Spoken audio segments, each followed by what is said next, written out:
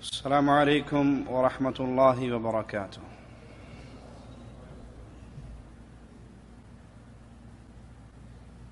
إن الحمد لله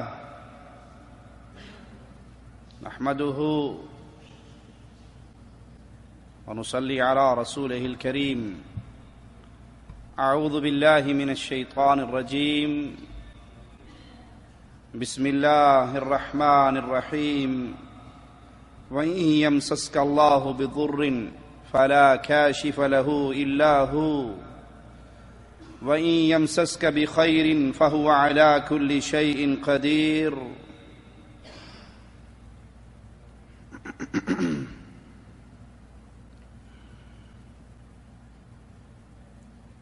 مسلمان آج کے اس دور میں جتنا فتنوں کا شکار ہو چکا ہے، کفار کے ہاتھوں تر نوالا بن چکا ہے، شاید تاریخ اسلامی میں ایسا دور مسلمانوں کے اوپر پہلے کبھی نہ آیا ہو۔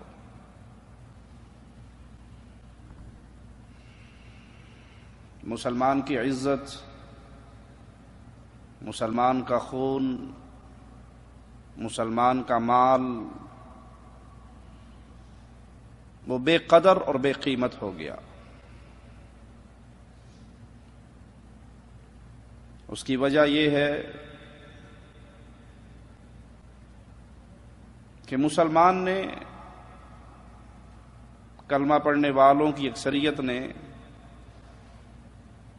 ایک ایسا جرم عظیم کیا ہے جس جرم کے کرنے پر اللہ خالق و مالک، رحمان اور رحیم اللہ ایسے مجرموں سے ناراض ہو جاتا ہے۔ اور جب اللہ ناراض ہو جائے، جب اللہ مالک اپنی رحمت کا ہاتھ اٹھا لے، تو ایسے لوگوں کو عزت کون دے گا؟ اور جرم عظیم یہ ہے، ایک رب کا نام لینے والے اپنے رب کو بھلا بیٹھے، ایک رب کو ماننے کے دعوے دار گلی گلی، کوچا کوچا، سینکڑوں نہیں ہزاروں الہوں کی عبادت کے جرم میں شریک ہو گئے۔ بر صغیر پہ نگاہ دوڑائی جائے تو ہمارے معاشرے میں ہر گلی کے اندر ایک نیا الہ نظر آتا ہے، جس کے اندر ذمہ داریاں ہم نے بانٹ رکھی ہیں۔ ہر چوک کے اندر ایک پوجے جانے والا صنم، جس کو چولا اسلام کا پہنا دیا گیا ہے، اور حقیقت میں وہ اللہ مالک کی عبادت کا شریک بنا لیا گیا ہے۔ اس کا در کھلا ہوا ہے۔ لوگ اپنے زندہ خالق و مالک کو چھوڑ کر پریشانیوں میں، مصیبتوں میں، غموں میں، دکھوں میں بابوں کی درگاہوں کی خاک کو چاٹتے ہیں۔ دریاؤں میں طغیانی آ جائے، ان درگاہوں کے سپیکر کھل جاتے ہیں۔ بابا جی کی نظر دے دو، عبداللہ غازی تمہارے اوپر آنے والی اس مصیبت کو ٹال دے گا۔ فلاں بابا کے در پہ آ کے اسے راضی کر لو، وہ تمہارے ان غموں اور دکھوں کو دور کر دے گا۔ مشکل کشائی اور حاجت روائی کے لیے ہمارے پاس ایک نہیں لاکھوں الہ موجود ہیں۔ کسی نے اپنے پیر بابا کو مشکل کشا سمجھ رکھا ہے، کسی نے اپنے پیر بابا کو مشکل کشا سمجھ رکھا ہے، کسی نے کسی پیر کی نام کی جھوٹی کہانیاں گھڑی ہوئی ہیں۔ تم نہیں مانتے فلاں جنگ ہوئی تھی، ہمارا لاہور والا بابا سبز چولے پہن کے راوی کے پل پہ آ گیا تھا، دشمن کی فوجیں بم گراتی تھی، یہ کیچ کر کے دریا میں پھینک دیتا تھا، پل بچ گیا۔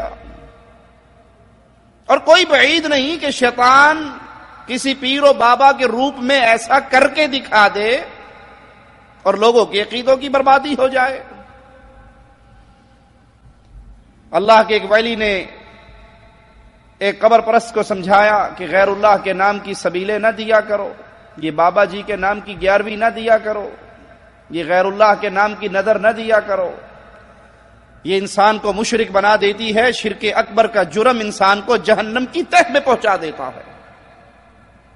وہ کہنے لگا آپ ویسے ہی سختی کرتے رہتے ہو، میں آپ کی مانوں یا پیر عبد القادر جیلانی رحمت اللہ علیہ کی مانوں، ہر 11ویں والی رات دریائے راوی کے پل پہ میں جاتا ہوں، بابا جی وہاں پہ تشریف لاتے ہیں، میری ملاقات ہوتی ہے، میں انہیں ہدیہ پیش کرتا ہوں، اور بابا جی مجھے کہتے ہیں کہ بیٹا بڑا اچھا کام کر رہا ہے، کرتے رہنا۔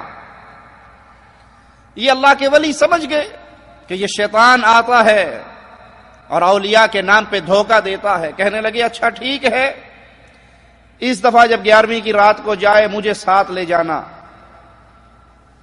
یہ ان کو لے کے چلا گیا، وہ ایک درخت کی جھاڑی میں چھپ کے بیٹھ گئے، اور واقعی جب رات اندھیری چھائی، ایک سبز چولے والا، ایک من کے پہنے ہوئے اور انگوٹھیے پہنی ہوئی ملنگ وہ بابا جی کا نام لیتا ہوا ادھر سے آ رہا۔ اس نے کہا ویکھ لے وابیا تو نہیں ماندا سی وان نہیں ڈیا، وہ دیکھو ہمارے پیر صاحب آ رہے ہیں اور تم کہتے ہو کہ یہ کچھ بھی نہیں ہے۔ تو جب وہ قریب ہوئے، یہ شیخ، یہ موحد انسان جھاڑی کے پیچھے سے نکلا اور رسول اللہ صلی اللہ علیہ وسلم کی تعلیمات پہ عمل کرتے ہوئے بلند آواز سے اس نے اعوذ باللہ من الشیطان الرجیم، منہ سے اس کے یہ جملہ نکلا، اور وہ پیر بابا کے روپ میں جو شیطان آ رہا تھا وہ ہوا خارج کرتا ہوا دھڑتا ہوا بھاگ گیا۔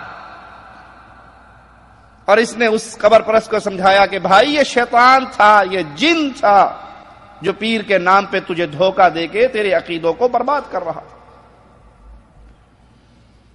آج بھی یہی شیطانی گروہ جن اور انس کا معصوم مسلمانوں کے عقائد کو برباد کرنے پہ تلا ہوا ہے۔ پیر واحد سرکار کا پجاری اپنی پیر کی قبر پہ آنے والے لوگوں سے خطاب کر کے کہتا ہے کہ تم نہیں مانتے، تم کہتے ہو بابے کچھ نہیں کر سکتے، یہ مشکل کشا نہیں ہے، یہ حاجت روا نہیں ہے، یہ بگڑیے نہیں بنا سکتے۔ ہمارے پیر واحد سرکار کی قبر پہ ایک سانپ 24 گھنٹے تک چندے کے غلے پر سر رکھ کے لیٹا رہا، اور دنیا اکٹھی ہوئی، سینکڑوں کے حساب سے لوگ آئے، جو چندہ ڈالنے کے لیے اس غلے پہ جاتا وہ سانپ وہاں سے سر ہٹا لیتا، اس کو پیسے ڈالنے دیتا، پیسے ڈالنے کے بعد پھر اس کے اوپر سر رکھ کے بیٹھ جاتا، اور وہاں سے اٹھا پیر کی قبر کے ساتھ لپٹ کے پڑا رہا۔ یہ وہ پہنچی ہوئی ہستیاں ہیں کہ ان کو جانور بھی مانتے ہیں۔ میں کہتا ہوں ہاں وہ بیچارہ سانپ اس لیے آیا تھا کہ اسے پتہ لگ گیا تھا پیر صاحب کے غلے میں سے ملنگ چوری کرتے ہیں اور پیر کچھ نہیں کر سکتا، میں جا کے نبڑ لواں، میں چوروں کو پکڑ لوں، کون چوری کرتا ہے، میں دیکھنے آیا ہوں، اب کون سا ملنگ آگے آئے گا۔ یہ سانپ نہیں ہے، یہ شیطان ہے، یہ جن ہے۔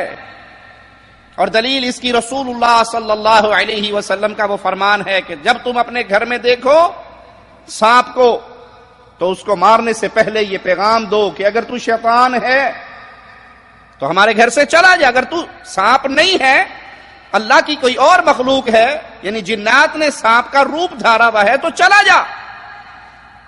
اور اگر وہ چلا جائے تو ٹھیک، اور وہ پیغام سن کے نہ جائے پھر اس کو مارنے کی اجازت دیتی ہے شریعت اسلامیہ۔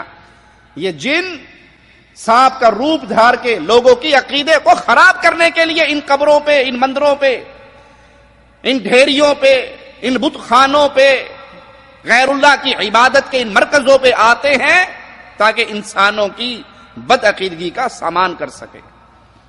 اور جاہل عوام سمجھ لیتی ہے کہ یہ پیر بابا بڑا مشکل کشا ہے، یہ بڑا حاجت روا ہے، یہ نیچے پڑے ہوئے اتنا کرموں والا ہے، اپنے قبر پہ پڑے ہوئے درخت کو ہلانے نہیں دیتا۔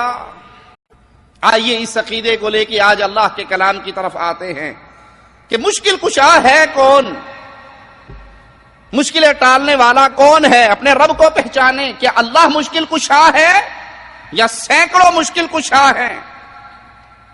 اور اس موضوع سے پہلے اس اصول کو یاد کر لیں، یہ عقیدے کی بات اپنے دل میں بٹھا لیں، جس پہ مشکل آ جائے وہ مشکل کشا نہیں ہوا کرتا۔ جو مشکل میں پھنس جائے، جو اپنے اوپر آنے والی مصیبت کو دور نہ کر سکے، وہ مشکل کشا ہوگا؟ مشکل کشا وہ ہے جس کے اوپر مشکل نہیں آتی، جو پاک ہے مشکلوں سے، جس کے حکم سے پوری کائنات چلتی ہے، پوری کائنات اس کے آرڈر کی محتاج ہے، وہ کسی کا محتاج نہیں، یہ مشکل کشا ہے۔ وہ کیسے مشکل کشا ہوا؟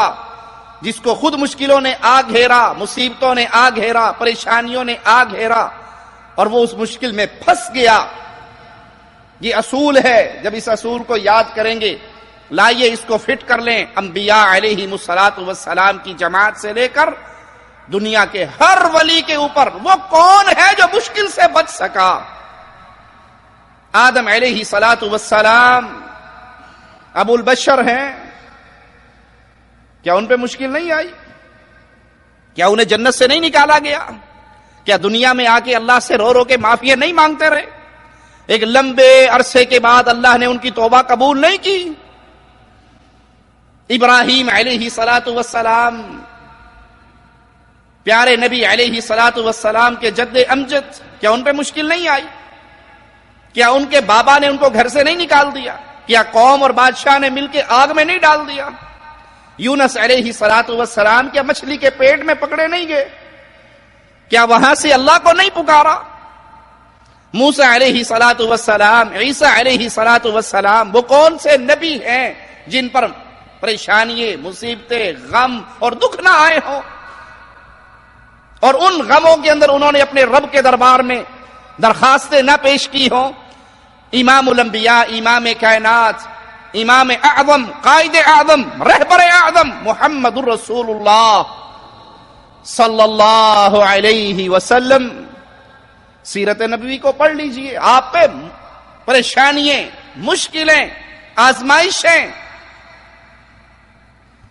پیارے حبیب علیہ الصلوۃ والسلام کا تو فرمان ہے کہ سب سے زیادہ ابتلا انبیاء پر آتی ہے، پھر اس کے بعد جس کا ایمان جتنا مضبوط ہوتا ہے اللہ کی طرف سے اتنی پریشانیاں، آزمائشیں ان پہ آتی ہیں۔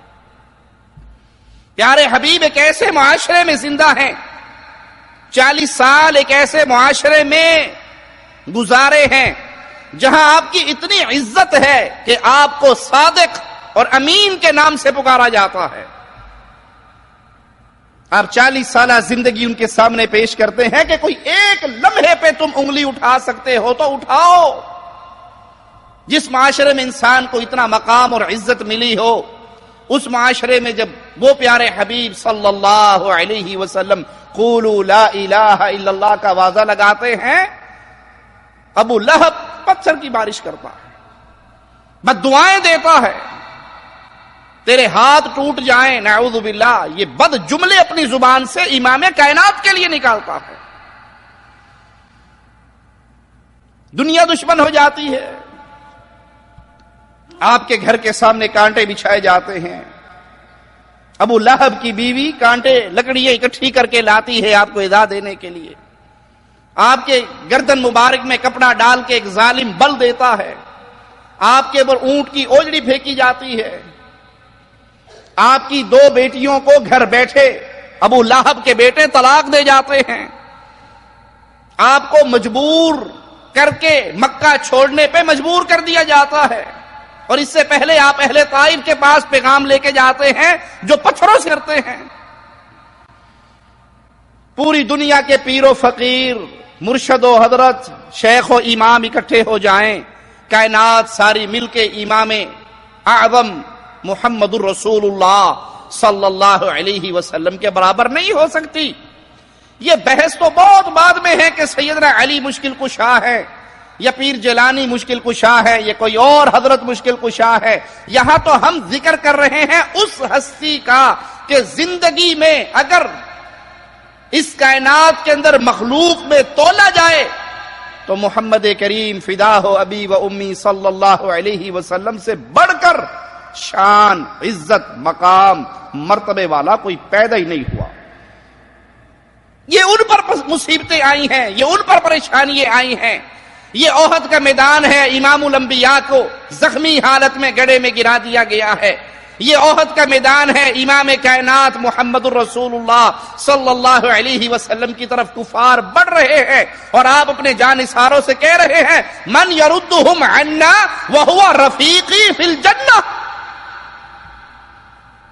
کون ہے جو ان کفار کو آج محمد کریم سے دور کرے گا؟ اللہ مالک اس انسان کو جنت میں محمد کا پڑوسی بنا دے گا صلی اللہ علیہ وسلم. یہ وہ مصیبتیں، یہ وہ آزمائشیں، یہ وہ پریشانیاں ہیں جو فاطمہ کے بابا، آمنہ کے لال محمد الرسول اللہ صلی اللہ علیہ وسلم پر آئی. کسی اور پیر بابے کی تو بات کی بات ہے کہ وہ مشکل کشا ہے. یہاں امام الانبیاء فرماتے ہیں احد کا میدان ہے، میں اپنے دائیں دیکھتا ہوں، اپنے بائیں دیکھتا ہوں، ام عمارہ ایک عورت ہونے کے باوجود محمد کے دفاع میں لڑتی ہوئی نظر آتی ہے. جب پیارے حبیب پہ مصیبتیں آئیں، جب امام الانبیاء پہ مشکلیں آئیں، جب امام الانبیاء پر آزمائشیں آئیں اور وہ اپنی جان پہ آنے والے پریشانیوں کو، غموں کو، دکھوں کو ٹال نہیں سکے، اور کون ہے جس کے بارے میں یہ عقیدہ رکھ لیا جائے کہ ہمارا بابا مشکل کشا ہے؟ ویسے اگر غور سے سوچیں، آج کے دور کے پیر بابوں کی بات کرتا ہوں، پرانے پیر بابوں کی نہیں. آج کے دور کا مرید مشکل کشا ہے، پیر مشکل کشا نہیں ہے. جتنے مرید ہیں وہ پیروں کے لیے مشکل کشا ہے. کیوں؟ چندہ مرید دیتے ہیں، گاڑی مرید لے کے آتے ہیں، جیب مرید بھرتے ہیں، لنگر مرید چلاتے ہیں، قبر پہ دیگے مرید چڑھاتے ہیں. اور اگر مرید یہ نہ کرے تو پیر کی مشکل کشائی چل سکتی ہے؟ عقل سے سوچے. کسی کو چھیڑنا مقصود نہیں، طنز کرنا مقصود نہیں، اس کو حقیقت کی دنیا میں لانا مقصود ہے. اگر پیر کی قبر پہ آنے والے چندے مرید دینا بند کر دیں، بابے کی دیگ چلتی رہے گی؟ بابے کے دربار پہ لائٹیں ہوتی رہیں گی؟ بند ہو جائے گا سارا سسٹم. کیوں؟ ان سے پوچھو جی آج بابا جی کا چولہا کیوں بند ہے؟ تسی دیتی کوئی شے نہیں، تم نے کچھ دیا ہی نہیں، دو گے تو چلائیں گے نا. تو پھر مشکل کشا مرید ہوا یا پیر ہوا؟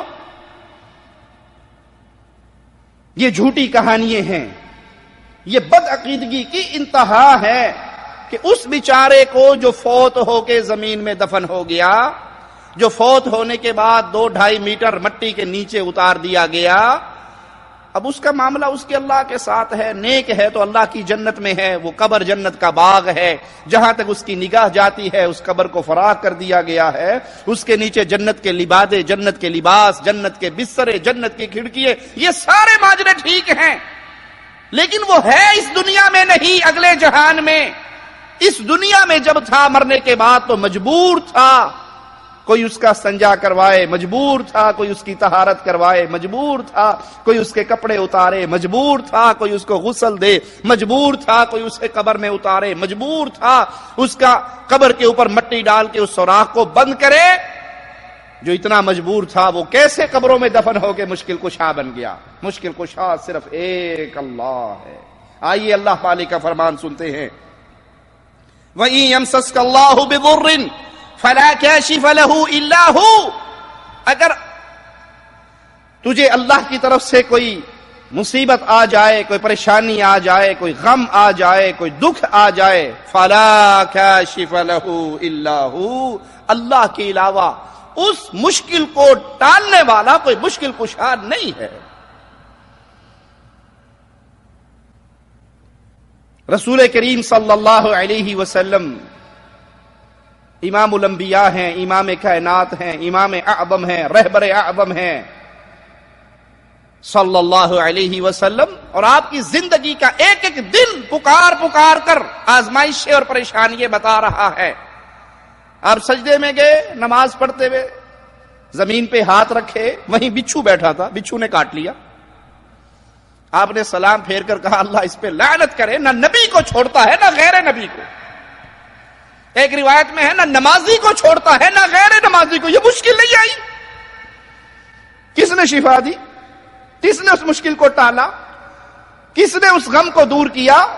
اللہ کے لیے اللہ کو پہچانیے، اپنے رب کی عبادت میں غیروں کو شریک نہ کیجیے، وگرنہ رب محمد کی قسم رب کے گھر میں کھڑے ہو کر حلف اٹھا کے قسم اٹھا کر کہتا ہوں مسلمانوں، ذلت کی یہ دلدل ہمیں اس اپنے اندر کھینچتی رہے گی اگر شرک اکبر ہماری زندگی سے جدا نہ ہوا۔ اگر اللہ کی طرف سے آزمائش آ جائے، پریشانی آ جائے، فلا کاشف لہ الا ہو، اس مشکل پہ مشکل کشائی اللہ کے علاوہ کوئی نہیں کر سکتا۔ وَإِن يَمْسَسْكَ بِخَيْرٍ فَهُوَ عَلَى كُلِّ شَيْءٍ قَدِيرٌ، اور اگر اللہ کی طرف سے کوئی بھلائی، کوئی خیر، کوئی اچھائی آنا چاہے، اللہ ہر چیز پہ قادر ہے۔ یہ آیت دلیل ہے کہ اللہ مالک کے علاوہ کوئی معبود نہیں، نفع نقصان کا اختیار صرف اللہ کے ہاتھ میں ہے، وہ اپنی مخلوقات میں جو چاہتا ہے کرتا ہے، جیسا چاہتا ہے کرتا ہے، نہ کوئی اس کے فیصلے کو چیلنج کر سکتا ہے، نہ کوئی اس خالق و مالک سے سوال کر سکتا ہے۔ امام بخاری رحمہ اللہ روایت بیان کرتے ہیں، پیارے حبیب امام کائنات امام الانبیاء محمد الرسول اللہ صلی اللہ علیہ وسلم، میرے پیارے حبیب کا نام آئے تو محبت سے کہیں صلی اللہ علیہ وسلم۔ ایک مرتبہ امام الانبیاء پہ درود و سلام پڑھو گے، اللہ تم پہ اپنی 10 رحمتوں کا نزول فرما دے گا، اور انسان مجبور ہے، محتاج ہے کہ اس پہ اللہ کی رحمت کا نزول ہو۔ اور قربان جائیں شان مصطفیٰ پر، یہ شان مصطفیٰ ہے صلی اللہ علیہ وسلم۔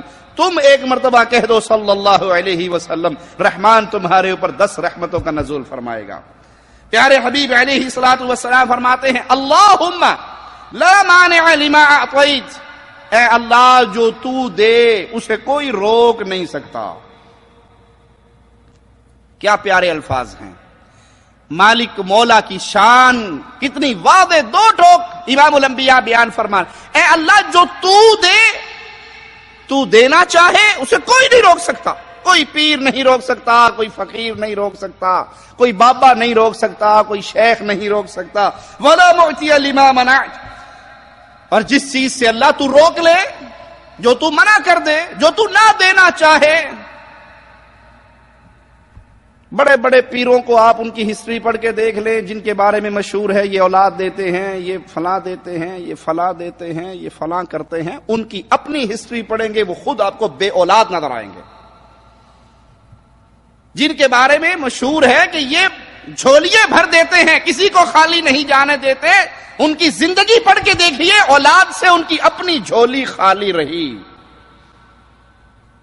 جس سے اللہ منع کر دے، جس سے اللہ روک لے، اللہ جس کو نہ دینا چاہے، پھر کوئی نہیں ایسا کہ اس نہ کو ہاں میں بدل دے۔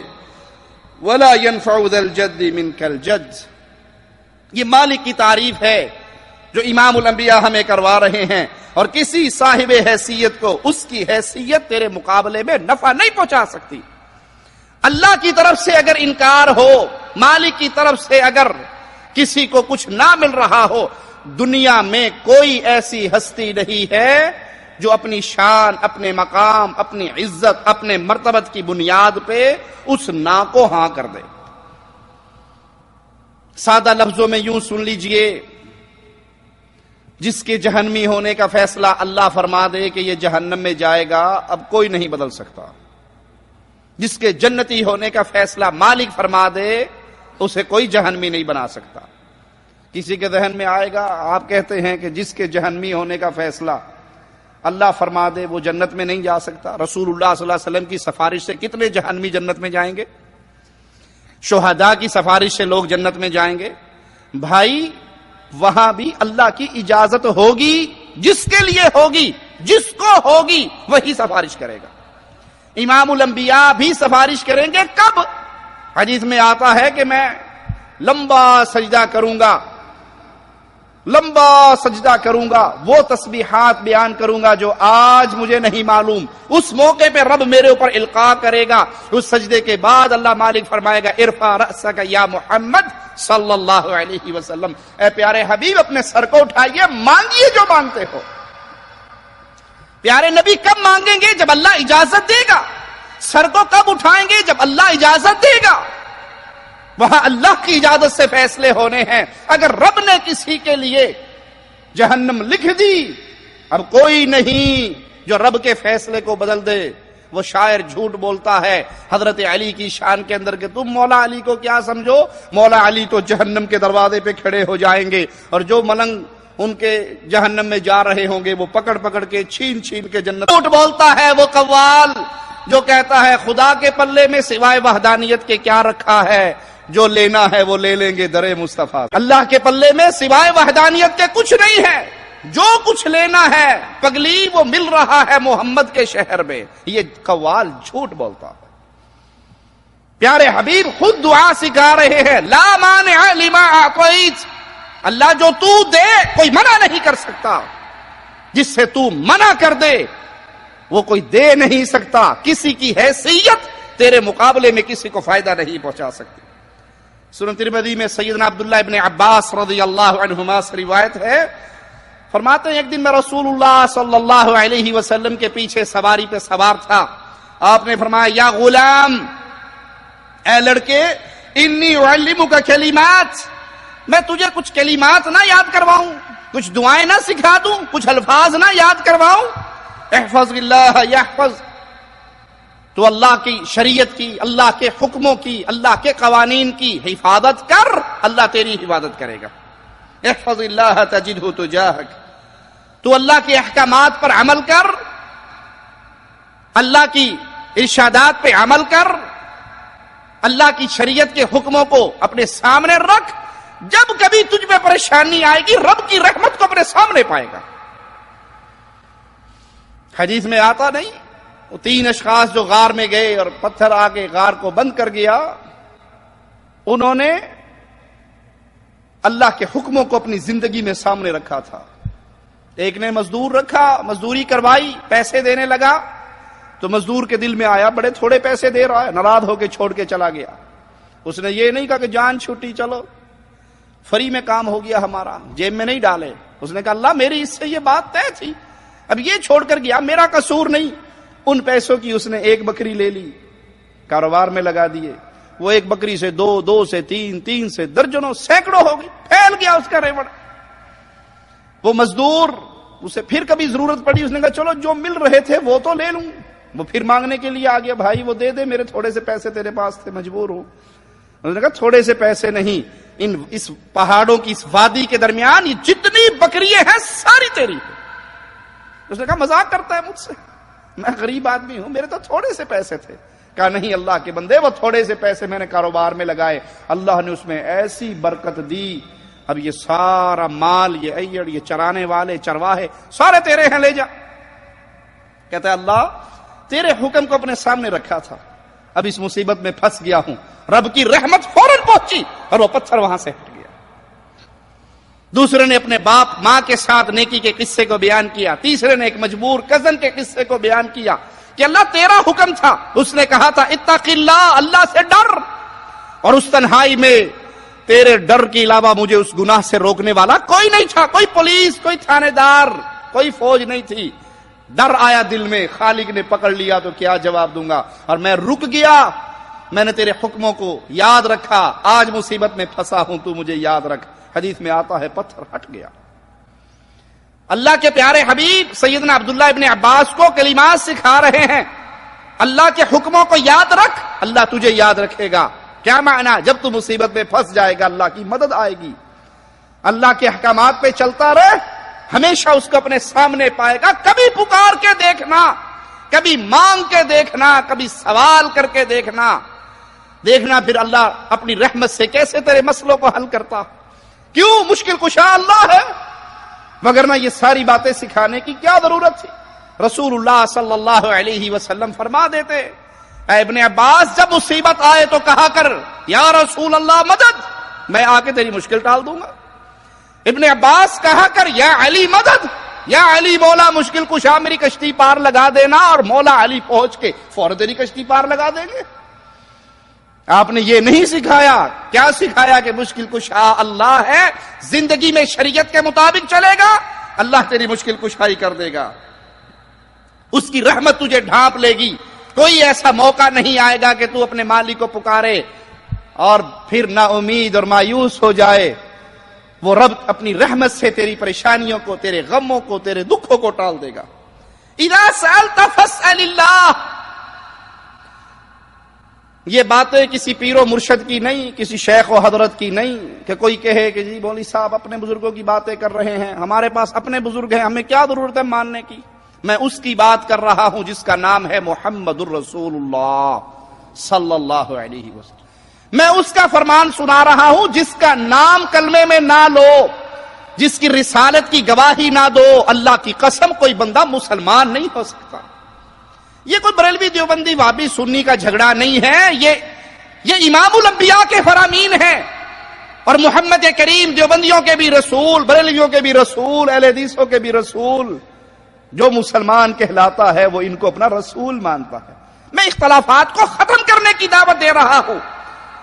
اگر میں اپنے پیر کے فتوے، اپنے مولوی کی باتیں پیش کرنا شروع کر دوں تو پھر آپ کہیں گے بھی ہمارے بھی تو مولوی ہے۔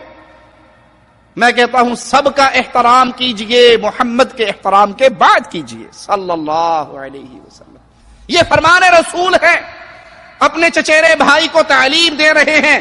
اذا سألت فاسأل اللہ، جب تو سوال کر، جب مانگنے کی ضرورت آئے، جب پریشانی کی ضرورت آئے تو صرف ایک اللہ سے مانگا کر۔ کیوں؟ مانگوں کو پوری کرنے والا صرف اللہ ہے، عطا کرنے والا صرف اللہ ہے، مشکل کشا صرف اللہ ہے۔ وَإِذَا اسْتَعَنْتَ فَاسْتَعِنْ بِاللَّهِ، اور جب مدد مانگنی ہو تو صرف اللہ سے مانگ، سوال کرنا ہے تو اللہ سے کر، مدد مانگنی ہے تو اللہ سے مانگ۔ نہ یا علی مدد کے نعرے کی تعلیم ہے، نہ یا رسول اللہ مدد کے نعرے کی تعلیم ہے، نہ بہاول حق بیڑا دھک کی تعلیم ہے، نہ کسی پیر و مرشد کا نام ہے۔ پیارے نبی، امام کائنات، امام الانبیاء محمد الرسول اللہ صلی اللہ علیہ وسلم درس دے رہے ہیں، مدد جب بھی مانگنی ہے تو اللہ سے مانگ۔ وجہ کیا ہے؟ اللہ کے علاوہ کوئی مدد کر ہی نہیں سکتا۔ وَمَن نَّصْرُ إِلَّا مِنْ عِنْدِ اللَّهِ، مدد جب بھی آتی ہے اللہ کی طرف سے آتی ہے۔ سیدنا علی کو مدد کی ضرورت پڑی تو اللہ نے کی، خیبر کے میدان میں۔ جھوٹ بولتا ہے وہ ذاکر جو کہتا ہے کہ خیبر کی جنگ کے لیے چلنا تھا، رسول اللہ صلی اللہ علیہ وسلم نے صحابہ سے کہا چلو جنگ پہ، تو صحابہ نے کہا کہ پھر جنگ کے علاوہ کوئی کام نہیں۔ نعوذ باللہ ثم نعوذ باللہ، یہ دشمن اصحاب رسول ہے صلی اللہ علیہ وسلم۔ ارے اصحاب محمد تو وہ ہیں جنہوں نے محمد کے ہاتھ میں جہاد کی بیعت کی تھی صلی اللہ علیہ وسلم، جن کے بچے، جن کی عورتیں، جن کے بوڑھے، جن کے معذور وہ محمد کے دفاع میں لڑتے اور کٹتے ہوئے اپنے رب کو راضی کر گئے۔ ایک صحابی اپنی ٹانگ سے معذور ہیں، قافلہ جہاد چلنے لگتا ہے، وہ کہتے میں نے بھی جانا ہے۔ بیٹے کہتے ہیں آپ تو معذور ہیں، شریعت آپ کو اجازت دیتی ہے گھر بیٹھو، اور وہ لنگڑاتے ہوئے رسول اللہ صلی اللہ علیہ وسلم کے پاس آئے اور کہا یا رسول اللہ صلی اللہ علیہ وسلم، میرے بیٹے مجھے یہ کہہ رہے ہیں، اللہ کی قسم میں میدان جہاد میں جاؤں گا اور اسی طرح لنگڑاتے لنگڑاتے میں رب کی جنت میں پہنچ جاؤں گا۔ پیارے حبیب نے اجازت دے دی صلی اللہ علیہ وسلم۔ میدان جہاد میں گئے، شہید ہو گئے۔ آپ نے ان کو دیکھا تو فرمایا سچا تھا، اللہ نے سچا کر دکھایا، اپنے وعدے میں سچا تھا، اپنی بات میں سچا تھا۔ بدر کا میدان ہے، عبد الرحمن ابن عوف کے دائیں بائیں دو بچے کھڑے ہیں، اور ایک پوچھتا ہے ابو جہل کہاں ہے، دوسرا پوچھتا ہے ابو جہل کہاں ہے۔ پوچھتے ہیں تم کیوں پوچھ رہے ہو؟ کہا سنا ہے وہ محمد کو گالیاں دیتا ہے صلی اللہ علیہ وسلم، ماں نے اپنے گھر سے بھیجا تھا، چھاتی سے لگا کے آخری بات یہی کہی تھی، بیٹا اس دھرتی پہ یا تم رہو یا محمد کا دشمن رہے صلی اللہ علیہ وسلم۔ ایک عورت کو پیغام ملتا ہے تیرا بیٹا شہید ہو گیا، کہتی ہے مصطفیٰ کا کیا حال ہے؟ کہا وہ بخیریت سے ہے۔ دوسرا بیٹا شہید، تیسرا شہید، خامد شہید، بھائی شہید، اور وہ ہر شہادت کی خبر سن کے کہتی ہے مجھے آمنہ کے لال کی خبر دو، وہ کیسے ہے؟ کہا وہ خیریت سے ہے۔ آتی ہے پیارے حبیب کا دیدار کرتی ہے اور زبان حال سے کہتی ہے پوری دنیا شہید ہو جائے محمد تیرے چہرے کو سلامت دے کے سارے غم بھول گئے صلی اللہ علیہ۔ آج کا مجرم مشرک ان صحابہ کی توہین کرتے ہوئے کہے کہ ان صحابہ نے نبی صلی اللہ علیہ وسلم سے کہا کہ پھر جہاد؟ کہا نہیں، صرف جہاد نہیں، ایک اونٹ سونے کا ملے گا، ایک اونٹ چاندی کا ملے گا، 2 اونٹ کھجوروں کا ملے گا۔ کہا ٹھیک ہے کوئی بات نہیں، پھر چلتے ہیں۔ اور آپ اس میں کہنے لگے لڑنا تو علی نے ہے، ہم نے تو لڑنا نہیں ہے، وہ لڑے گا ہمیں سونا مل جائے گا۔ اور آپ نے کہا علی تو نے نہیں جانا،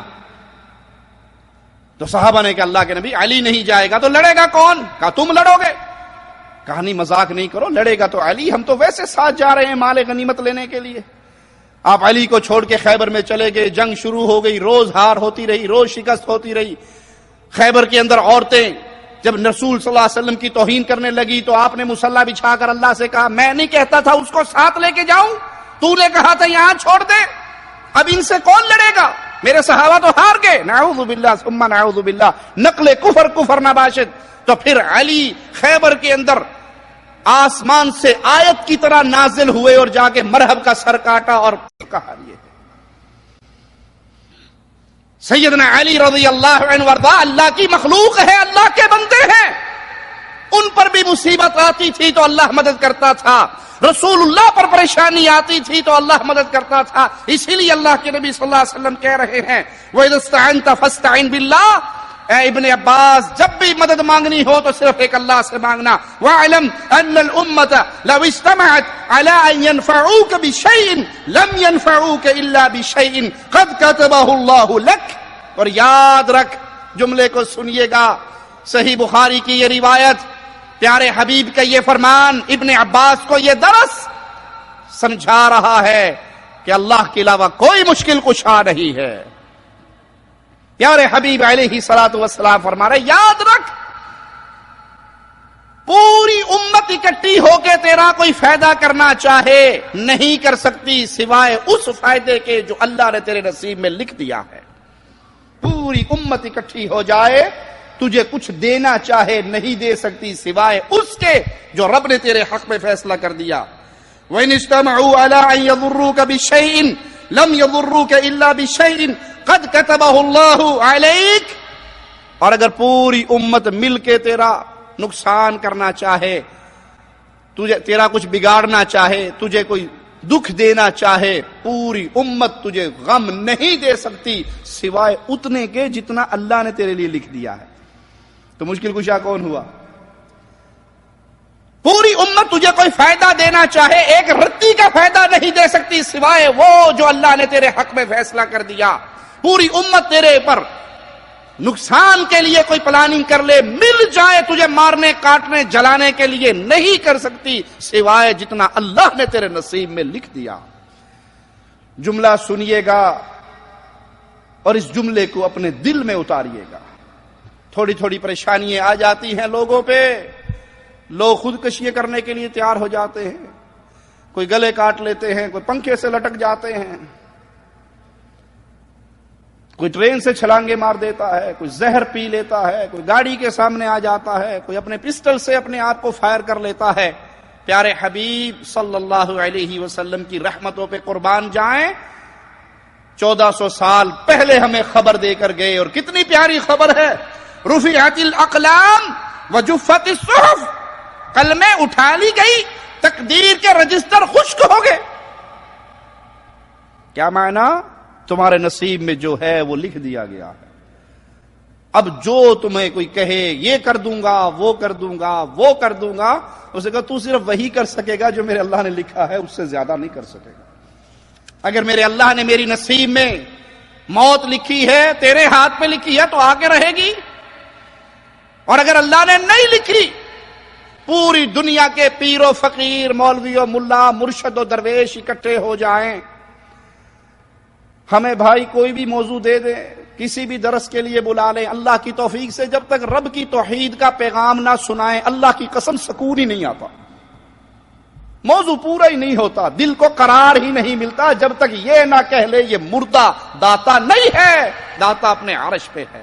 یہ مردہ غریب نواز نہیں ہے، غریب نواز اپنے عرش پہ ہے۔ یہ بندہ نواز و بندہ پرور نہیں ہے، بندہ پرور اپنے عرش پہ ہے۔ اگر یہ کچھ کر سکتے ہوتے ہم دنیا میں زندہ رہتے۔ اب بھی جو دھمکیاں دیتے ہیں وہ زندے دیتے ہیں، مردوں کی قبر سے کبھی کوئی فون ہمیں نہیں آیا تیرا بیڑا غرق کر لیں گے، ان بیچاروں کو پتہ ہی نہیں کہ ہو کیا رہا ہے۔ جو دھمکیاں دیتے ہیں مار دیں گے، کاٹ دیں گے، کھا جائیں گے اور اڑا دیں گے اور پتہ نہیں کیا کچھ کر لیں گے، وہ زندے کرتے ہیں۔ اور ہم مانتے ہیں زندہ بھی ہمیں صرف وہی دکھ دے سکتا ہے جو ہمارے مولا نے ہماری قسمت میں لکھ دیا ہے۔ پورا قوم، قبیلہ، برادری، اہل مکہ، ہر قبیلے کا نوجوان تلواریں سونت کے کھڑا ہے آمنہ کے لال کے دروازے پہ اور پلاننگ کر چکا ہے، آج نہیں چھوڑیں گے۔ اور اس محمد کریم فداہ ابی و امی صلی اللہ علیہ وسلم کو میرا رب انہی دشمنوں کے درمیان میں سے نکال کے مدینے پہنچا دیتا ہے، کوئی کر سکا؟ ارے سیدنا ابراہیم کو آگ میں گرا رہے ہیں، آگ جل رہی ہے، ابراہیم گر رہے ہیں، آگ بجھ جاتی ہے، ابراہیم آگ میں سے اٹھ کے صحیح سلامت باہر نکل آتے ہیں، جیسے زبان حال سے کہہ رہے ہوں ٹل لا لیا، زور لگا لیا اپنا، کچھ کر سکے؟ کیوں؟ میرے رب نے لکھا ہی نہیں میری قسمت میں۔ تو مشکل کشا اللہ ہے، جو چاہتا ہے کرتا ہے، باقی پوری کائنات اس کے سامنے محتاج ہے، وہ کسی کا محتاج نہیں ہے۔ آئیے سورۃ یونس کی آیت نمبر 12 کو سنتے ہیں۔ مالک فرماتا ہے جب انسان کسی پریشانی میں مبتلا ہوتا ہے، اس کے اوپر کوئی غم، کوئی دکھ، کوئی مصیبت آتی ہے، تو پھر بیٹھے ہوئے بھی ہمیں یاد کرتا ہے، کھڑے ہوئے بھی ہمیں یاد کرتا ہے، بستر پہ بھی ہمیں پکارتا ہے۔ فَلَمَّا كَشَفْنَا عَنْهُ ضُرَّهُ مَرَّ كَأَن لَّمْ يَدْعُنَا إِلَىٰ ضُرٍّ مَّسَّهُ كَذَٰلِكَ زُيِّنَ لِلْمُسْرِفِينَ مَا كَانُوا يَعْمَلُونَ۔ اور جب ہم اس پہ سے مصیبت ٹال دیتے ہیں، مصیبتیں دور ہو جاتی ہیں، غم ٹل جاتے ہیں، پھر ایسا ہو جاتا ہے جیسے اس نے اپنی مصیبت میں جو اس پر آئی تھی کبھی ہمیں پکارا ہی نہیں۔ ان حد سے گزرنے والوں کے اعمال کو ان کے لیے اسی طرح خوشنما بنا دیا گیا۔ اس آیت کی تفسیر میں ڈاکٹر لقمان سلفی حافظہ اللہ فرماتے ہیں ان کافروں کا حال بڑا عجیب ہے، کفار مکہ کا حال، ان کفار کا حال بڑا عجیب ہے کہ جب رسول اللہ صلی اللہ علیہ وسلم نے ان کو اللہ کی طرف بلایا تو تکبر کرتے ہیں، نہیں مانتے، جھٹلاتے ہیں اور کہتے ہیں لا عذاب، جس عذاب کا تیرے رب نے وعدہ کیا ہے بھیج ہمارے اوپر عذاب۔ اور جب رب کا عذاب ان کو پکڑ لیتا ہے پھر ترلے لینے لگ جاتے ہیں، پھر کھڑے ہوئے بھی یاد کرتے ہیں، لیٹتے ہوئے بھی یاد کرتے ہیں، بیٹھتے ہوئے بھی یاد کرتے ہیں کہ بس اس دفعہ اس مصیبت کو ٹلوا دے، پھر ہم شکر گزار ہو جائیں گے۔ اٹھتے بیٹھتے سوچتے جاگتے ہر حال میں اللہ کو یاد کرنے لگتے ہیں، اور جب وہ تکلیف اللہ ہٹا دیتا ہے تو پھر یہ دعا اور گریہ زاری سے بالکل الگ ہو جاتے ہیں، بھول جاتے ہیں کہ ہم نے کبھی اللہ کو پکارا بھی تھا۔ امام شوکانی رحمہ اللہ فرماتے ہیں یہ حالت کافروں کے ساتھ خاص نہیں، بہت سے مسلمانوں کا بھی یہی حال ہے، جب ان پہ کوئی مصیبت آتی ہے تو خوب دعائیں کرتا ہے، اور جو ہی مصیبت ٹل جاتی ہے تو گریہ زاری کو بالکل بھول جاتا ہے، دعا اور پکارنے کو بھول جاتا ہے، اللہ کی نعمت اور اس کے احسان کا شکریہ ادا کرنے کو بھول جاتا ہے۔ آپ دیکھتے نہیں یہ بچوں کو، خاص طور پہ میٹرک کے اسکول کے بچے، جب امتحان کا وقت نزدیک آتا ہے تو ماشاءاللہ 5 نمازیں جماعت کے ساتھ، ہر نماز کے بعد اللہ میں کامیاب ہو جاؤں، میں کامیاب ہو جاؤں، اور جس دن آخری پیپر ہوگا اس کے بعد وہ بچہ مسجد میں نظر نہیں آئے گا۔ مصیبت آئے تو وہ اللہ کو پکارتا ہے، بھاگتا ہے، روتا ہے، پیٹتا ہے، سب کچھ یاد آتا ہے، اور جب مصیبت ٹل جاتی ہے پھر جیسے دین کا کوئی رشتہ ہی نہیں ہے اس کے ساتھ۔ یہ اہل ایمان کی شان نہیں ہے۔ اہل ایمان ہر حال میں اپنے رب کو پکارتا ہے، اپنے رب سے منہ نہیں موڑتا، اپنے رب کو نہیں بھلاتا، ہر وقت یاد رکھتا ہے، ہر مصیبت میں یاد رکھتا ہے، اور جو اپنے رب کو یاد رکھتا ہے رب اس کو ضائع نہیں ہونے دیتا۔ قربان جائیں، دنیا کے کسی در کو، اللہ کے لیے اعلی مثال، دنیا کے کسی در کو بجا لیں، آپ کسی سے مانگیں 1 دفعہ ملے گا، 2 دفعہ ملے گا، 3 دفعہ ملے گا، چوتھی دفعہ وہ آپ کو دیکھ کے ہی منہ پرے کر لے گا، پھر منگنا آ گیا، کتنا ہی اچھا ہو۔ ماں باپ بھی ہوں، سگے ماں باپ بھی ہوں، بیٹا ایک دفعہ مانگے باپ دیتا ہے، 2 دفعہ مانگے دیتا ہے، 3 دفعہ مانگے دیتا ہے، پھر باپ بھی پیچھے ہٹتا ہے کہ اس کے باقی بھائی ہیں وہ تو مانگتے نہیں، یہی 24 گھنٹے یہی کرتا رہتا ہے۔ دنیا والوں کا اصول ہے ان سے مانگو، جتنا زیادہ مانگو اتنے جلدی ناراض ہو جائیں گے۔ اللہ تیری رحمتوں پہ قربان جاؤں، میرا رب وہ رحمان اور رحیم ہے، اس سے نہ مانگو تو ناراض ہوتا ہے، مانگو تو راضی رہتا ہے۔ نہ مانگو تو ناراض ہوتا ہے، کس نے مانگنا ہی چھوڑ دیا، اور مانگتے رہو تو راضی رہتا ہے۔ اور کتنی قدر کرنے والا ہے اپنے بندوں کی۔ حدیث میں آتا ہے ایک شخص کے نامہ اعمال میں کھجوروں کا بہت بڑا ڈھیر ہوگا، انبار ہوگا۔ وہ کہے گا اللہ اتنی کھجوریں میں نے تیرے نام پہ صدقہ کی نہیں، یہ کہاں سے آ گئی؟ مالک یاد کروائے گا تو نے ایک وقت آدھی کھجور میرے نام پہ سچے دل سے مجھے راضی کرنے کے لیے خرچ کی تھی۔ شرط کیا ہے؟ مسجد میں پنکھا لگوا کے اس کے پروں پہ لکھوایا نہیں برائے سال ثواب حاجی اللہ رکھا۔ جس کو دے رہے ہو وہ تیرا نام نہیں جانتا، جس کے لیے خرچ کر رہے ہو اس کو تیرا عطا پتہ نہیں ہے، اس نیت سے کہ اللہ راضی ہو جائے آدھی کھجور۔ اب تو حالت اللہ معاف فرمائے، اللہ معاف فرمائے۔ وہ کوئی دور تھا جب بوڑھے بزرگ کہا کرتے تھے کسی کے ساتھ نیکی کرو اور اس نے برا سلوک کیا، وہ کہتے نیکی کر دریا پا، نیکی کرو دریا میں ڈال۔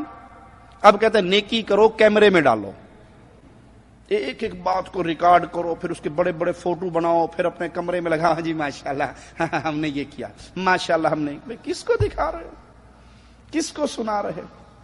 اگر مقصود اللہ کو راضی کرنا ہے، اللہ تیری رات کی زبان سے نکلی ہوئی حرکتوں کو بھی جانتا ہے۔ تو نے آدھی کھجور مجھے راضی کرنے کے لیے دی تھی، کہ جی دی تھی، میں اس سے اتنا راضی ہوا تھا کہ میں اسی آدھی کھجور کی پرورش کرتا رہا، یہ سارا ڈھیر اسی کا ہے۔ وہ اللہ ہے، وہ خالق ہے، وہ مالک ہے، اس سے مانگو تو راضی رہتا ہے، مانگنا چھوڑ دو تو ناراض ہو جاتا ہے۔ آئیے قرآن حکیم کی ایک اور آیت پہ غور کرتے ہیں۔ بنی اسرائیل سورت ہے، آیت نمبر 17 ہے۔ قُلِ ادْعُوا الَّذِينَ زَعَمْتُم مِّن دُونِهِ۔ انداز سنیے قرآن حکیم کا اور سنائیے ان کو جو اپنے پیروں فقیروں کو مشکل کشا و حاجت روا سمجھ بیٹھے، جو ان کو کرنی بھرنی دھرنی والا سمجھ بیٹھے، جو ان کے اختیار میں سب کچھ مان بیٹھے۔ قرآن ان کی بے بسی بے کسی کا کس طرح اعلان کر رہا ہے۔ قُلِ ادْعُوا الَّذِينَ زَعَمْتُم مِّن دُونِهِ فَلَا يَمْلِكُونَ كَشْفَ الضُّرِّ عَنكُمْ وَلَا تَحْوِيلًا۔ اے محمد صلی اللہ علیہ وسلم آپ فرما دیں، اہل مکہ کو سنا دیں، کفار کو کہہ دیں، تم ان کو پکارو جنہیں تم اللہ کے سوا اپنا معبود سمجھتے ہو، جن کی قبروں پہ آ کے سجدے کرتے ہو، جن کے صنم کے سامنے رکوع و طواف ہوتے ہیں، اللہ خالق و مالک کے علاوہ جس کی عبادت کرتے ہو ان کو پکارو، وہ نہ تمہاری تکلیف دور کر سکتے ہیں۔ فلا یملکون کشف الضر، وہ مالک نہیں ہے اس بات کے کہ تمہاری اوپر آئی ہوئی مصیبت کو دور کر دے، تمہارے اوپر آئی ہوئی مشکل کو ٹال دے، وہ تمہارے مشکل کشا نہیں ہے۔ یہ قرآن حکیم کی آیت ہے، مالک کا فیصلہ ہے۔ فلا یملکون کشف الضر، وہ تمہارے اوپر پڑی ہوئی مشکل کو ٹال نہیں سکتے۔ ارے ٹالنا تو بہت دور کی بات ہے، ولا تحویلا، اس کو بدل بھی نہیں سکتے۔ مشکلوں کو ٹالنے والا مشکل کشا صرف ایک اللہ ہے۔ سورۃ یونس کی آیت نمبر 22 اور 23 کو سنیے۔ هو الذی یسیرکم فی البر والبحر، وہی اللہ ہے، وہی اللہ ہے جو تمہیں خشکی اور دریا میں چلاتا ہے۔ پیارے حبیب محمد کریم فداہ ابی و امی صلی اللہ علیہ وسلم نے فرمایا قیامت کے دن کچھ ایسے بد نصیب ہوں گے جن کو اللہ چہرے کے بل چلائے گا، او کما قال علیہ الصلوۃ والسلام۔ اللہم لا تجعلنا منہم ولا معہم ولا فیہم۔ اللہ اپنی رحمت سے ہمیں ان مجرموں کے اندر شامل نہ فرمانا، قیامت کے دن اپنے اولیاء میں شامل فرمانا، پیارے حبیب کے پڑوس میں جنت الفردوس میں اپنی رحمت سے جگہ عطا فرمانا۔ صحابہ نے کہ اللہ کے نبی صلی اللہ علیہ وسلم چہرے کے بل کیسے چلیں گے؟ کہا وہ اللہ ہے جو تمہیں قدموں پہ چلاتا ہے، اگر وہ چاہے تو چہرے کے بل پہ بھی چلائے۔ وہ اللہ ہی ہے جو تمہیں چلا رہا ہے، اس کی رحمت سے تم پھر رہے ہو، تمہاری کشتیاں اس کی رحمت سے چل رہی ہیں، تمہارے قدم اس کی رحمت سے حرکت کر رہے ہیں۔ حتی اذا کنتم فی الفلک وجرینا بہم بریح طیبۃ وفرحوا بها، تمہاری کشتی سمندر کے اندر ہے، کشتی میں سوار ہو، اور وہ کشتی لوگوں کو ہوا کے موافق، جدھر جانا ہے ہوا بھی ادھر کی ہے، ہوا کے موافق لے کر چلتی ہے، وہ لوگ اس پیاری ہوا سے خوش ہوتے ہیں. جاءتها ریح عاصف وجاءهم الموج من كل مكان وظنوا انهم احيط بهم، بڑے خوشی خوشی کشتی چل رہی، یہ اس موافق ہوا کے ساتھ بڑے خوش ہے. اچانک کیا ہوتا ہے، ان پہ ایک سخت ہوا کا جھونکا آتا ہے، ہر طرف سے موجیں ان کے اوپر چڑھتی ہیں، اور وہ سمجھتے ہیں کہ برے آ گھرے، پھنس گئے. اس مصیبت کی حالت میں دعوا اللہ مخلصین لہ الدین، پھر وہ سب کو بھلا دیتے ہیں اور فوراً اللہ کی طرف ہاتھوں کو بلند کرتے ہیں، پکارتے ہیں خالص اللہ کے لیے. یہ لفظ ہے قرآن پاک کی آیت کے، مخلصین لہ الدین، علی مدد یا حسن مدد یا حسین مدد، خالص یا اللہ مدد. بھول جاتے ہیں باقی سب کو، پکار کو، عبادت کو، دین کو خالص اللہ کے لیے کرتے ہیں. لئن انجیتنا من هذه لنکونن من الشاکرین، اے اللہ جو یہ مصیبت آ گئی ہے اگر تو اس کو ٹال دے ہم پھر خاص تیرے شکر کرنے والے بندے بن جائیں. جب مصیبت آتی ہے مخلصین لہ الدین، یہ کفار مکہ کا حال بیان ہو رہا ہے قرآن حکیم کی اس آیت میں.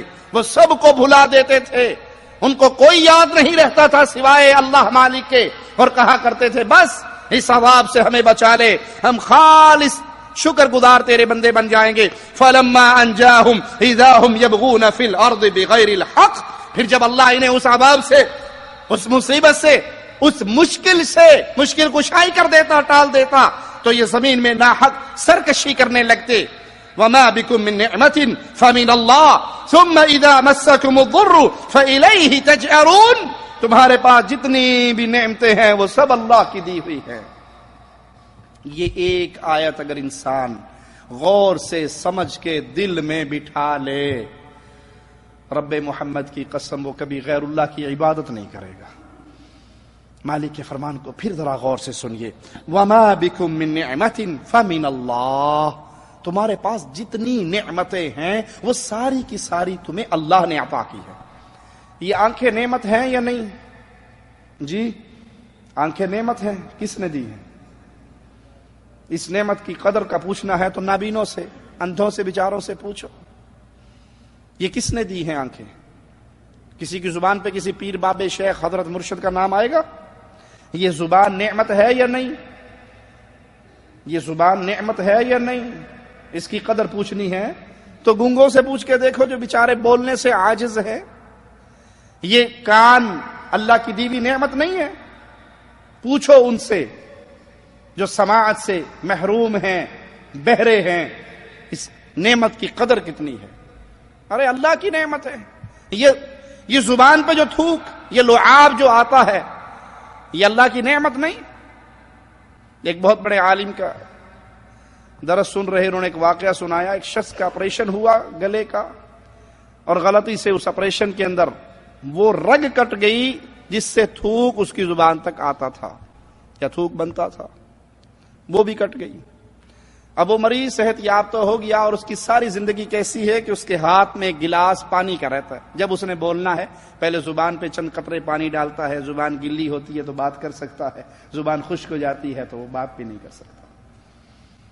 جس کو ہم گندی چیز سمجھتے ہیں، یہ ہماری زندگی، ہمارے بول چال میں کتنی بڑی چیز ہے. قرآن کہتا ہے تمہارے پاس علی حاضر قیاس جتنی نعمتیں ہیں وہ سب اللہ کی دی ہوئی ہے. کوئی پیر اس میں شریک نہیں ہے، کوئی بابا اس میں شریک نہیں ہے. ثم اذا مسکم الضر فالیہ تجأرون، اور جب تمہارے اوپر کوئی مصیبت آتی ہے تو نالا فریاد کرتے ہوئے اللہ کی طرف ہی آتے ہو. اور جب عبادت کا وقت آتا ہے عبادت کرنے کا تو غیر اللہ کی کر کے کہتے ہو کہ وہ مشکل کشا ہے اور وہ حاجت روا ہے. اس نے تمہیں کون سی نعمت دی ہے؟ اس نے تمہیں زندگی میں کیا عطا کیا ہے؟ کیا آنکھیں اس کی بنائی ہوئی ہے؟ کیا ہاتھ اس کے بنائے ہوئے ہیں؟ کیا یہ چہرہ اس کا سجایا ہوا ہے یا عرش والے اللہ کا؟ ثم اذا کشف الضر عنکم، اے کاش غیر اللہ کی پوجا کرنے والے قرآن حکیم کی اس آیت کو اپنے دل کے اندر اتار لیں، ان کی زندگیاں شرک کی غلاظتوں سے پاک ہو کر اہل ایمان والی زندگی بن جائیں۔ مالک فرماتا ہے ثم اذا کشف الضر عنکم، پھر جب اللہ تمہاری مصیبتوں کو ٹال دیتا ہے، تمہاری مشکل کشائیاں کر دیتا ہے، تمہاری حاجت روائیاں کر دیتا ہے، تمہارے اوپر آنے والے غموں کو دور کر دیتا ہے، اذا فریق منکم بربہم یشرکون، پھر کچھ لوگ ایسے ہیں جو اپنے رب کا شریک بنانا شروع کر دیتے ہیں۔ پھنس گئے کشتی میں تو اللہ کو پکارا، پار لگ گئے تو کہنے لگے 11ویں والے بابے نے پار لگایا تھا۔ ایک حضرت کی کتاب میں پڑھ رہا کرامات امدادیہ، اس میں وہ اپنے پیر صاحب کی کرامت لکھتے ہیں کہ پیر کا مرید بحری جہاز میں سفر کر رہا، وہ جہاز سمندر کے اندر ایک پہاڑ سے ٹکرایا، قریب تھا دوبارہ ٹکراتا، غرق ہو جاتا۔ اس نے وہیں بیٹھے بیٹھے دوبارہ ٹکرانے سے پہلے اپنے پیر صاحب سے رابطہ کیا تصوراتی ایئر لائن کے ذریعے۔ اس نے کہا بابا جی ہون نہیں بچاؤ گے تو پھر کدوں بچاؤ گے؟ اب نہیں بچاؤ گے حاجی صاحب تو پھر کب بچاؤ گے؟ اتنا کہنا تھا کہ فوراً جہاز کا رخ چینج ہو گیا اور وہ پہاڑ سے بچ گیا۔ حج پہ آ رہا تھا، جدہ پہنچ گئے۔ ادھر تو یہ ماجرا ہوا، ادھر پیر صاحب حجرے سے باہر آئے، ایک اور مرید بیٹھا تھا، اسے بلایا اندر کہ میری کمر دبانا۔ کمر دباتے دباتے مرید نے جب کپڑا اٹھایا تو کمر بابا جی کی چھلی ہوئی تھی۔ نے کہا پیر جی خیر ہو، میں آپ کا خادم خاص ہوں، آپ حجرے سے باہر نہیں نکلے۔ زبان حال سے کہہ رہا ہے اندر اندر کاروائی کون پا گیا ہے؟ کیا ہوا؟ آپ کی کمر کیوں چھیل گئی؟ بس معرفت دیاں گلاں تانوں نہیں پتہ لگنا، چپ کر جاؤ، معرفت کی باتیں۔ کہا جتنی بھی معرفت کی باتیں ہوں، میں بھی تو آپ ہی کا مرید ہوں نا، یہ خبر تو لے کے جاؤں گا۔ ہوا کیا؟ کہا ہوا یہ کہ تیرا ایک پیر بھائی تھا، وہ جہاز میں جا رہا تھا، اس کا جہاز، اس کی آگ بوٹ پہاڑ سے ٹکرائی، قریب تھی دوبارہ ٹکراتی، غرق ہو جاتی۔ اس نے مجھے پکارا، میں بے چین ہو گیا، میں نے جا کے اس کے جہاز کو کندھا دیا، بندگان خدا کو نجات ملی۔ وہ جو پورے بحری جہاز کو پیر جی نے موٹا دیا تھا نا، اس سے تھوڑی سی کمر چھل گئی۔ یہ کمر بندے کی تھی یا وہیل مچھلی کی تھی جس نے پورے جہاز کو اٹھا کے سائیڈ پہ کر دیا، اور اس کو صرف کھرکی ہوئی بیچارے کو کمر پہ، اور کچھ نہیں ہوا۔ انا للہ و انا الیہ راجعون۔ قرآن سچ کہتا ہے، اللہ جب مصیبتوں سے نجات دیتا ہے، نجات اللہ دیتا ہے، نام پیر بابے کا لگاتا ہے۔ جی آپ نہیں مانتے، 12 سال کی ڈوبی ہوئی کشتی پیر جیلانی کی مریدنوں کی، ایک مریدنی کو خیال آیا، اس نے پھر 11ویں کا ختم دیا، پیر صاحب نے 12 سال کی ڈوبی ہوئی کشتی کو پار لگا دیا۔ پیرانے پیر ہیں، 12 سال کے ڈوبووں کو پار لگا دیتے ہیں، زندہ بھی کر دیتے ہیں۔ جو 12 سال سمندر میں زندہ رہے، مینڈک کی اولاد تھی یا مچھلی کی اولاد تھی، بندے دا پتر تے 12 گھنٹے نہیں کٹدا۔ یہ کہاں کی کہانی ہے؟ سچ کہا میرے رب نے، نجات اللہ دیتا ہے، نجات پانے کے بعد پھر یہ اللہ کے ساتھ شریک کرتے ہیں۔ آئیے سورۃ الانعام کی آیت نمبر 65 اور 66 کو سنتے ہیں۔ مالک فرماتا ہے قل هو القادر على ان يبعث عليكم عذابا من فوقكم او من تحت ارجلكم او يلبسكم شيعا ويذيق بعضكم بأس بعض انظر كيف نصرف الآيات لعلهم يفقهون وكذب به قومك وهو الحق قل لست عليكم بوكيل۔ اے نبی آپ کہہ دیجئے هو القادر على ان يبعث عليكم عذابا، وہ اللہ قادر ہے تم پہ، وہ مختار کل ہے، وہ قادر ہے کہ تمہارے اوپر عذاب بھیجے، من فوقکم، تمہارے سروں کے اوپر سے، آسمان سے پتھروں کی بارش ہو جائے، آسمان سے عذاب آ جائے، چیخ آ پکڑے، اللہ تمہارے سروں کے اوپر سے عذاب بھیجے، وہ قادر ہے۔ او من تحت ارجلکم، تمہارے قدموں کے نیچے سے زلزلہ آئے اور زلزلے سے آ کے بستیوں کی بستیاں ہلاک کر دے، یہ اللہ قادر ہے، وہ چاہے تمہارے قدموں کے نیچے سے عذاب بھیجے۔ او یلبسکم شیعا، وہ تمہیں گروپ بنا دے، پارٹیاں بنا دے، گروہ در گروہ میں تقسیم کر دے، وَيُذِيقَ بَعْضَكُمْ بَأْسَ بَعْضٍ، آپ اس میں گردنیں مارنے لگ جاؤ، لڑائی جھگڑے شروع ہو جائے۔ انڈیا پاکستان کے جا کے مسجدوں کا میں بے دین لوگوں کا ذکر نہیں کر رہا، میں دینداروں کا ذکر کر رہا ہوں۔ جائیے دیکھ لیجئے، مسجدوں پہ بورڈ لگے ہوتے ہیں، اس مسجد میں اہل حدیث کا آنا منع ہے، اس مسجد میں دیوبندی کا آنا منع ہے، اس مسجد میں بریلوی کا آنا منع ہے، ہماری تمہارے پیچھے نہیں، تمہاری ہمارے پیچھے نہیں، ہماری تمہارے پیچھے نہیں، تمہاری ہمارے پیچھے نہیں۔ لڑائی جھگڑا، قتل غارت، فساد، مناظرے، فتنے، مار دھاڑ، قتل و غارت۔ ایک بریلوی مر گیا غالباً، کسی دیوبندی نے اس کا جنازہ پڑھ دیا، یا دیوبندی مرا تو بریلوی نے جنازہ پڑھ دیا۔ انڈیا کا مشہور واقعہ ہے، آپ نے دیکھا ہوگا بارہا یوٹیوب پہ۔ وہ جنازہ پڑھنے کی دیر تھی، اس نے کہا جی جس نے جنازہ پڑھا ہے سب کا نکاح ٹوٹ گیا۔ اجتماعی نکاح ہوئے، اجتماعی نکاح ہوئے، لوگ آ رہے ہیں اور دھڑا دھڑ مولوی نکاح پہ نکاح پڑھا رہے ہیں۔ اب نکاح خان جو نکاح پڑھا رہا ہے ماشاءاللہ وہ 200-400 500 روپے فی نکاح تو ملے گا نا، تو اللہ کی رحمت ہوگی اس کے لیے، تو چاندی ہو گئی۔ وہ کہے گا اللہ کرے روز کوئی نہ کوئی دیوبندی کسی بریلوی کا جنازہ پڑھ کے آن نکاح ٹوٹن تے میں پھر دوبارہ نکاح کراواں، میری دکانداری چلتی رہے۔ یہ دین ہے، یہ ایمان ہے، یہ اسلام ہے، یہ کلمہ گو مسلمان ہے۔ اس کے پیچھے کہانی کیا ہے؟ قرآن خبر دے رہا ہے، سورۃ الانعام آیت نمبر 65، گھر رکھے ہوئے قرآن حکیم کو ترجمے والے کو کھول کے پڑھیے۔ قل هو القادر، وہ اللہ قادر ہے تمہارے اوپر سے عذاب بھیجے، تمہارے نیچے سے عذاب بھیجے، قدموں کے نیچے سے عذاب آئے، یا تمہیں گروہوں میں بانٹ دے، فرقوں میں بانٹ دے، پارٹیوں میں تقسیم کر دے، تم ایک دوسرے کے ساتھ لڑائی جھگڑے میں مشغول ہو جاؤ۔ دیکھو کیسے ہم ان کے لیے کھول کھول کے آیات بیان کرتے ہیں تاکہ یہ اس کو سمجھ لیں۔ وَكَذَّبَ بِهِ قَوْمُكَ وَهُوَ الْحَقُّ، اے نبی آپ کی قوم نے قرآن حکیم کو جھٹلایا اور وہ اللہ کی طرف سے حق ہے۔ قُلْ لَسْتُ عَلَيْكُمْ بِوَكِيلٍ، آپ کہہ دیجئے میں تمہارا نگران مقرر نہیں ہوا، میرے ذمے تو پیغام پہنچانا ہے۔ آج ہمارے ملکوں کے اندر فرقہ پرستی کا جو عذاب برپا ہے اس کی وجہ شرک اکبر ہے، اس کی وجہ غیر اللہ کی عبادت ہے، اس کی وجہ پیر و فقیروں کو مشکل کشا سمجھ کے ان کی پکار بلند کرنا ہے۔ جب اللہ کی عبادت میں کسی اور کو شریک کیا جائے گا، پھر اوپر سے عذاب آئے یا نیچے سے عذاب آئے یا گروہوں میں ہو کے لڑائی اور جھگڑے، فتنے اور فساد کے دروازے کھل جائیں، اس سب کے پیچھے وجہ یہی ہے کہ انسان نے خالق و مالک کو چھوڑ کر کسی اور کی پوجا کرنی شروع کر دی۔ اس آیت میں اللہ مالک اپنے نبی سے فرما رہے ہیں کہ جن مشرکین سے وعدہ کیا گیا تھا، جن مشرکین نے اقرار کیا تھا عذاب کے آنے پر کہ اے اللہ اس عذاب کو ہمارے اوپر سے ٹال دے، پھر ہم تیرے شکر گزار بندے بنیں گے، جب وہ عذاب ٹل گیا یہ اپنے وعدے کو بھول گئے۔ امام بخاری سیدنا جابر سے روایت کرتے ہیں رضی اللہ عنہ کہ جب یہ آیت نازل ہوئی قل هو القادر علی ان یبعث علیکم عذابا من فوقکم، وہ قادر ہے تمہارے اوپر سے عذاب بھیجے، تو یہ آیت سنتے ہی رسول اللہ صلی اللہ علیہ وسلم نے فرمایا اعوذ بوجہک، مالک کی طرف رجوع کیا، اللہ کو پکارا، اللہ کو اس کے چہرے کا واسطہ دیا۔ اور جب آیت کا اگلا حصہ آیا او من تحت ارجلکم، تمہارے نیچے سے عذاب آئے، تو پیارے حبیب نے پھر وہی جملے دہرائے اعوذ بوجہک۔ اور جب یہ حصہ آیت کا نازل ہوا کہ وہ تمہیں گروہ در گروہ کر کے آپس میں لڑوا دے، تم آپس میں فتنوں کے اندر مبتلا ہو جاؤ، تو رسول اللہ صلی اللہ علیہ وسلم فرمایا یہ زیادہ آسان ہے۔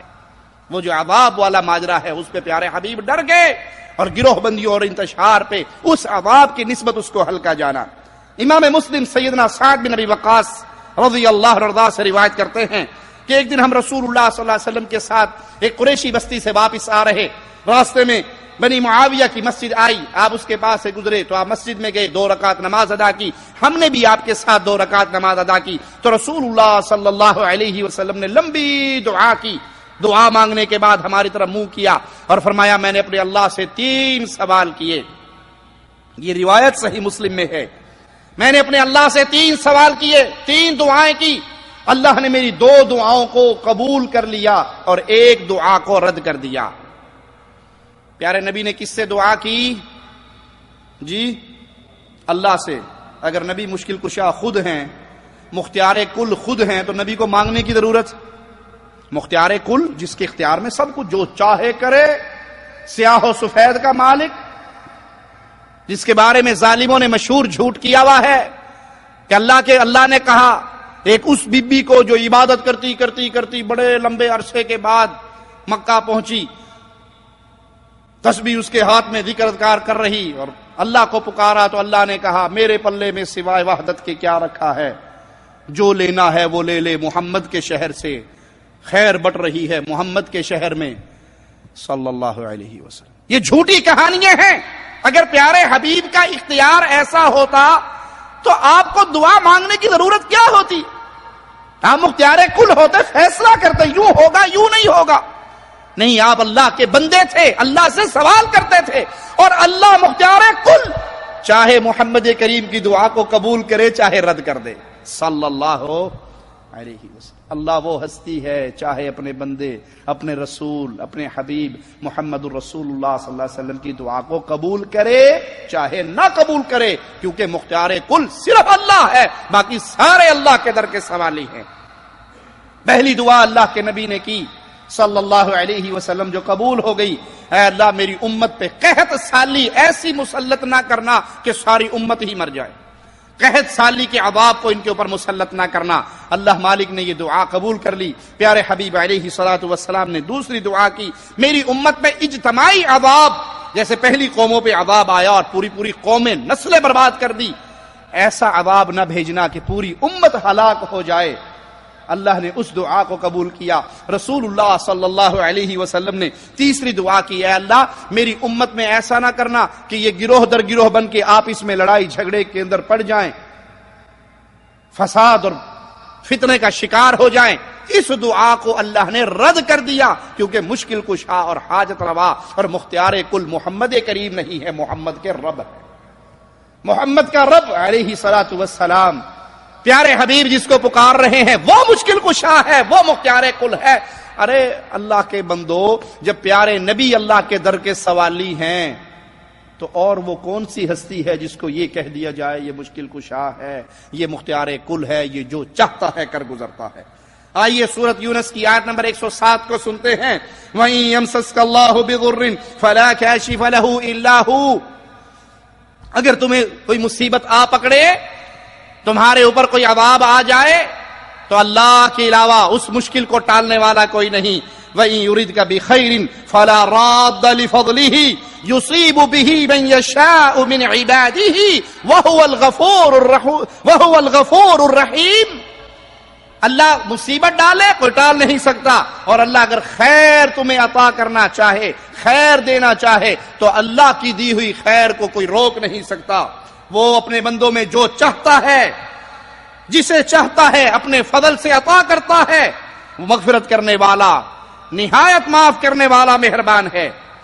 سعودی عرب کے علماء، کبار علماء کی جو کمیٹی ہے، اس کو ایک سائل سوال کرتا ہے کہ کچھ لوگ مصیبت میں، غم میں، پریشانی میں سیدنا علی کو پکارتے ہیں یا علی مدد کے نعرے لگاتے ہیں، تو کیا مصیبت میں سیدنا علی کو پکارنا، ان کو مشکل کشا سمجھنا جائز ہے؟ تو سعودی عرب کے کبار علماء کی کمیٹی نے جواب دیتے ہوئے سورۃ یونس کی یہی آیت 107 نمبر اس کو سامنے رکھ کے دلیل بناتے ہوئے جواب میں کہا کہ سیدنا علی کو شہید کیا گیا، وہ اپنے قاتل کے ارادوں کو نہ پہچان سکے، قاتل کی تدبیر، قاتل کے خلاف تدبیر نہ کر سکے، اور اس مصیبت سے اپنی جان کو نہیں بچا سکے، تو یہ کیسے دعویٰ کیا جا سکتا ہے کہ سیدنا علی رضی اللہ عنہ آج کسی کی مشکل کشائی کر سکتے ہیں، آج کسی پہ آنے والے غم کو دور کر سکتے ہیں، حالانکہ ان کے اوپر جو ان کی وفات کی صورت میں، ان کی موت کی صورت میں جو مشکل آئی وہ اس کو دور نہ کر سکے۔ پس جو شخص یہ عقیدہ رکھے کہ سیدنا علی یا فوت شدہ ہستیوں میں سے اللہ کا کوئی بھی ولی نفع نقصان پہنچا سکتی ہے یا مدد کر سکتی ہے یا نقصان دور کر سکتی ہے، تو ایسا شخص اس عقیدے کی بنیاد پر مشرک ہے، کیونکہ جو خاصیت خاص اللہ کی ہے، مدد کرنا اللہ کی خاصیت ہے، مصیبتوں کو ٹالنا اللہ کی خاصیت ہے، مشکل کشائی کرنا خاص اللہ کی خاصیت ہے، تو جو شخص اللہ کی خاصیت والے امور کو غیر اللہ کے اندر بانٹتا ہے تو اس بنیاد پہ ان سے مدد مانگتا ہے، تو حقیقت میں ان کو وہ اللہ کے مقابل اپنا الہ بنا بیٹھا ہے۔ اسی لیے رسول اللہ صلی اللہ علیہ وسلم نے ہر مشکل کو دور کرنے کے لیے ایک دعا سکھائی ہے، اللہم لا سہل الا ما جعلتہ سہلا وانت تجعل الحزن اذا شئت سہلا، اے اللہ کوئی کام آسان نہیں، کوئی کام آسان نہیں سوائے جس کو تو آسان کر دے، جس مشکل کام کو تو آسان بنا دے وہ آسان ہے، اور جس کو اللہ آسان نہ بنائے وہ آسان نہیں۔ یہ حدیث بھی دلیل ہے کہ مشکلوں کو آسان بنانے والا اللہ ہے۔ یہ دلائل قرآن اور حدیث کی روشنی میں ہم نے آپ کے سامنے رکھ کے اس مسئلے کو واضح کیا کہ مشکل کشا صرف اللہ ہے۔ اور جن لوگوں کا یہ عقیدہ ہے کہ نہیں کوئی اور بھی مشکل کشا ہے، ان کے پاس نہ قرآن ہے نہ حدیث، ان کے پاس ٹوٹکے ہیں، ٹوٹکے۔ وہ جی آپ نہیں مانتے جی، علی مشکل کشا ہے، ارے بھائی نہیں، ارے بھائی مان لو، نہیں بھائی علی مشکل کشا نہیں ہے۔ اچھا بڑے تم گستاخ ہو، تم کہتے ہو گولی قبض کشا ہے، جب گولی قبض کشا ہے تو علی مشکل کشا کیوں نہیں ہو سکتا؟ قبض ہو جاتی ہے تو بیٹے کہتے جاؤ وہاں سے گولی لے کے آؤ، گولی قبض کشا ہے، اگر گولی قبض کشا ہے تو مولا علی مشکل کشا ہے۔ یہ جٹاکی باتیں ہیں، یہ بے وقوفوں کی باتیں ہیں۔ جو شخص اس گولی کو بذات ہی مشکل کشا سمجھتا ہے وہ بھی بدعقیدہ ہے۔ انسان جتنی مرضی گولیاں کھا لیں، شفا دینے والا کون ہے؟ دوائی کھانا سبب ہے، دوائی کھانا سبب ہے جس کو اختیار کرنے کا اسلام نے حکم دیا ہے۔ شفا اس گولی کے اندر۔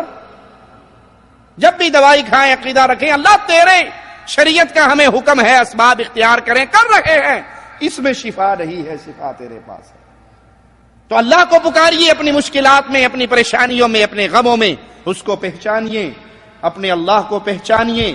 جب انسان اپنے رب کو پہچان لیتا ہے تو پھر وہ اس رب کو چھوڑ کے کسی اور در کا محتاج نہیں بنتا۔ رسول اللہ صلی اللہ علیہ وسلم کا فرمان سنا کہ اپنی بات ختم کرتا ہوں۔ آپ نے فرمایا من رضی باللہ ربا، جو اللہ کے رب ہونے پر راضی ہو جائے، میرے رسول ہونے پر راضی ہو جائے، اسلام کے دین ہونے پر راضی ہو جائے، فقد ذاق طعم الایمان، اس نے ایمان کے ذائقے کو چکھ لیا ہے۔ اور راضی ہونے کا معنی یہ ہے کہ بندہ کہیں اور نہ جھانکے۔